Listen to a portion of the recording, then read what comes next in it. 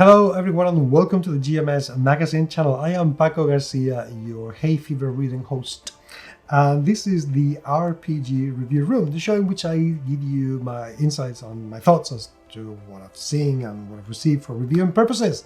And today I have with me Neverland, a fantasy role-playing game written by Andrew Kolb, which is 5e compatible and is essentially a recreation of the island of Neverland, as in Peter Pan myth and story and whatever you want to call it. However, beautiful as it looks in the outside, and I haven't read this book yet, but has thus far been worth the amount of money that I had to pay to get my hands on it? I am about to tell you.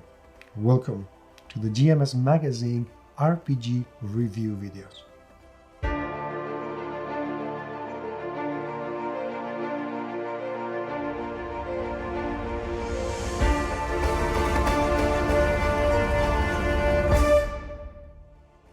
The myth of Peter Pan has been in society for so long. It's even a complex.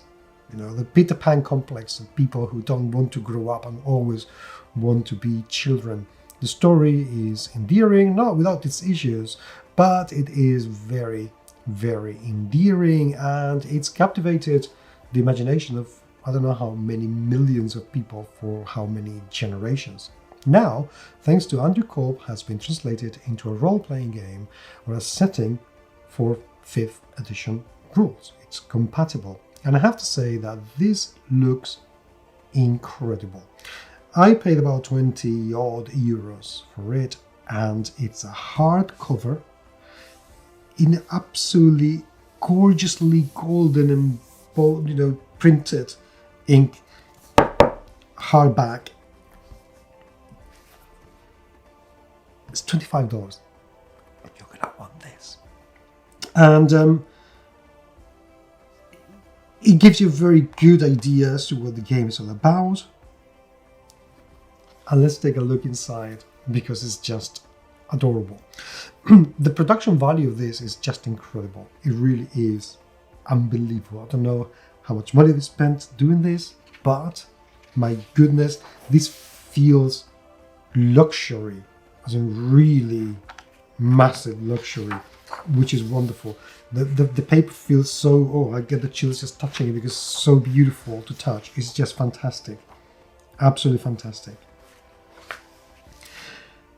The layout is amazing. We get a very good table of content, very detailed. So 161 pages in this, which is very good size for a role-playing game. I do like that. And we get the world, then we get the cast. We get a huge amount of creatures in here. As in, they've really gone into the lore. And it's wonderful. And then we go into the description of the island, Elfame, and then some resources, some random tables, and Tales from Neverland, which is very good. The whole thing, it just looks so beautiful. So utterly and adorably beautiful. Love the format of the book, by the way. It's not the standard, letter size or A5 or A4. No, there's something. It just feels like they have taken care of absolutely everything with this book. The font is a little bit small. It's not going to be that easy for me to read this, but I do like the 3-column layout. Makes for shorter lines that are easier to read, and I do like the style of the illustrations, which, because it's been done by the author himself, it's also going to be very, very consistent. And the whole thing is lavish. Really, really very lavish. It seems like not one page is going to go without some sort of illustration. This is so beautiful. There is something very attractive about the simplicity of these illustrations. It's just so gorgeous. I mean, come on. This is truly, truly gorgeous. I could spend hours just taking a look at this. Something else that you may be able to see from the top camera is that it's been color-coded by chapters, so you can find easily words that you're looking for when you flip through the pages, which is very good. It's a very nice touch and a very nice little detail. And then we go on to the island, which has been divided in 24 hexagons, and we get the quick reference, and then every single bit has been defined with creatures, what NPCs we can find here, a D6 exploration table. This has been so well looked after. This is incredible. This is amazing. And then we go on to Elfame, which is the land of the fairies. This is where Tinkerbell come from. This is a wonderful thing. Thank you for adding this. It's just so good. And I love how when we jump onto Elfame, the style remains the same of the illustrations, but the color changes to tell you you are somewhere else. From the art direction point of view, that is very nice, very nicely thought. And then we go on to your resources. This is so amazing.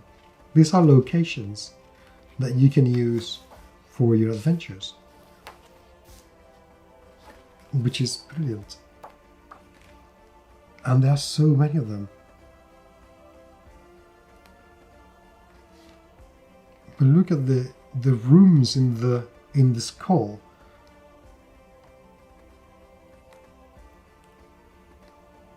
Well. Random adventures, adventure specific, fairy tricks. This is wonderful. And then we get some short stories.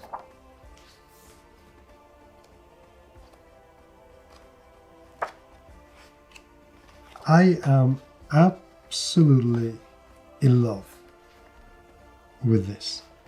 Absolutely in love.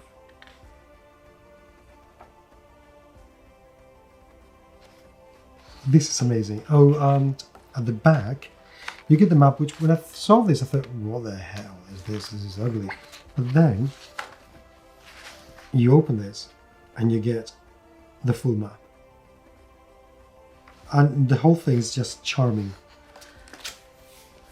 This is one of the nicest produced RPGs I have seen in a very, very long time. And you should get it. Seriously, for $25, $24.99, this is a little gem that deserves a lot more exposure and a lot more gaming.